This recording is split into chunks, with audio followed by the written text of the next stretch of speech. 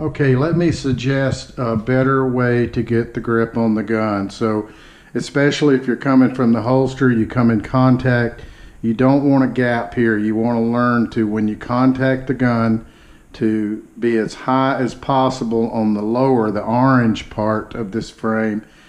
And then you want in the front this second finger to be as high as possible, so there's no gap here, no gap here. But what a lot of people will do is they will squeeze the gun for single-handed shooting like this with the thumb coming down. But when they shoot two-handed, the thumb is doing something else. So what I would suggest is this thumb doing the same thing at all times, whether it's single-handed or two-handed shooting. And when you come in contact with the gun, keep this thumb up. If you have a 1911, it'll be real beneficial because you'll be above the safety. And when you do come down, you will ride the safety, which is a lot better technique. But by coming in contact with the gun high, no gaps on the front and back, this thumb out of the way, you have left this entire panel open. So if you are two-handed shooting, you can come in contact underneath the trigger guard in this corner, and then if you turn, as you present the gun out, is if you turn this wrist not down, not out, but down and out, you'll see that that will fix both of your problems with sealing up this gap. If you have it just down only, you will end up with an A-shaped gap. You see that? If you have it down and out, sort of in this lower left corner, then you'll see that it does a complete seal and it lays this thumb down this lower part of the frame here. So what you have is the height of the support hand is all the way up to the slide.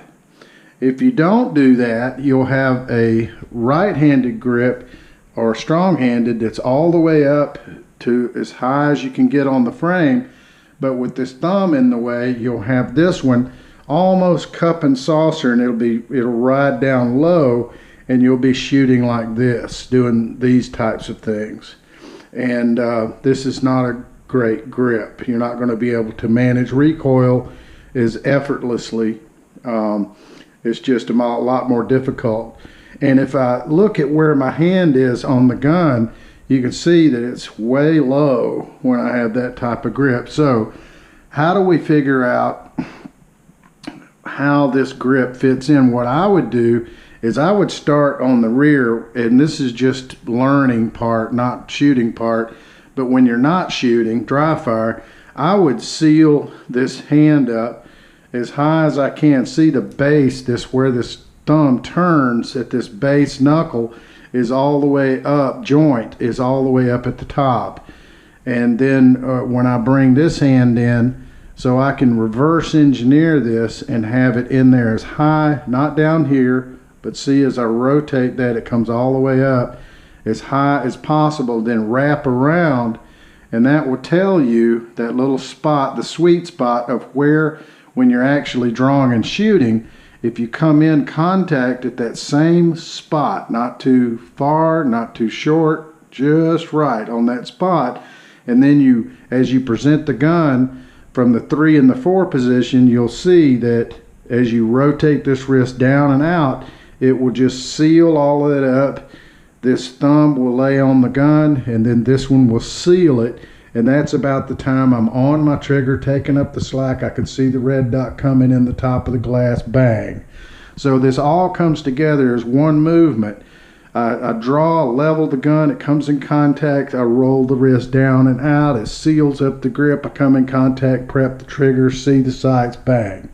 So it's all very quick, but it builds this super sealed, tight, high grip, and that's what's going to allow you to cinch the gun into like a clamp into the two hands, and that's what's going to allow you to more or less get high up on the gun, and it's going to allow you to shoot, and the gun's not going to flip. It's just going to tilt slightly and do this, and it's going to work more like a trailer hitch, like a big single unit. And that gun, as fast as you can pull the trigger, is just going to rise and fall, not flip. And important in that, not to let these wrists flip up, especially with the right hand. If the right hand flips, that wrist flips, you'll see people doing this. The left hand will break free. They'll have to re-grip, break free, re-grip, break free.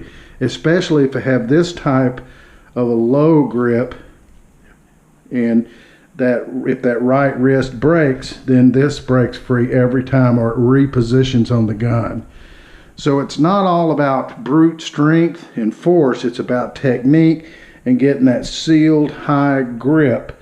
And then your hands will begin to form and shape and mold like clay, and over time this will become very comfortable and you'll be able to get this grip every time. Now sometimes when I draw and present, the gun is not perfect and I may get a bad grip. If I get a bad grip and I come out, those first shots I'm just going to have to slow down slightly and pay more attention to some of the other fundamentals and make it work. So if I come out with a bad grip, low, a gap or something like that, I may just deal with it, and you'll see me shoot a little bit more carefully and slower.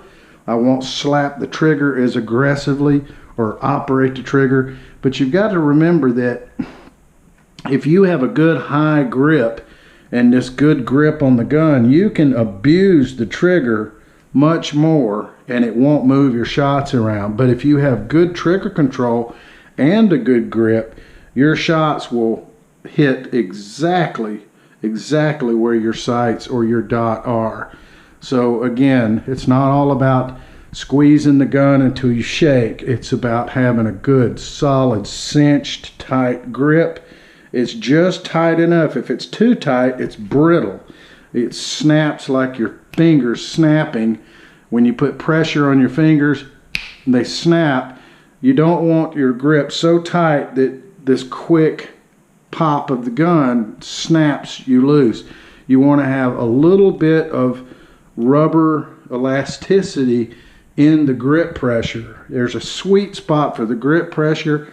Now if I'm going to grip the gun and run a bill drill and shoot very fast, 7 to 10 yards, I will draw a little bit slower, present just 10% slower, and I will crush the grip during that short period.